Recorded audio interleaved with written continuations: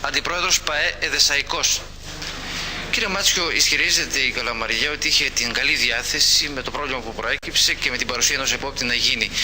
Όμως ο Εδεσσαϊκός ήθελε να τηρηθεί ο κανόνας με την παρουσία των δύο και την κλήρωση. Έτσι λοιπόν δεν έγινε το μάτσο.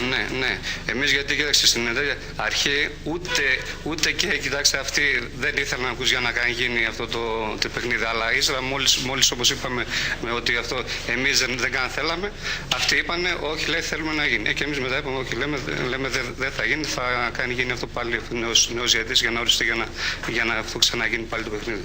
Δεν έπρεπε να υποχωρήσετε και οι δύο δεδομένου ότι δεν σας επιτρέπουν και οι αγωνιστικές, υπάρχει και το κύπελο, όλα αυτά. Όχι, δεν πειράζει, δεν μας πειράζει, ας γίνει όποτε θα κάνει εξορίσει πάλι η αυτή η ΠΑΕ.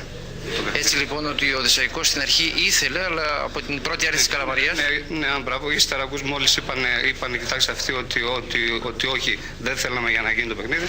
Και εμείς ύστερα είπαμε εντάξει, δεν θέλουμε κι εμείς. Και αυτοί ύστερα μετά εμείς αφού είπαμε αυτό θέλουμε, είπαμε δεν θέλουμε και εμείς το αλλάξαμε. Και λέμε εντάξει, λέμε ούτε και εμείς θέλουμε. Και μετά είπαν αυτοί πάλι ότι ξέρετε, εμείς θέλουμε να γίνει. Εμείς όμως μετά δεν δεχτήκαμε μετά από όλα αυτά και είπαμε να γίνει μετά το παιχνίδι, όποτε το κάνει εξορίσει η ΕΠΑΕ.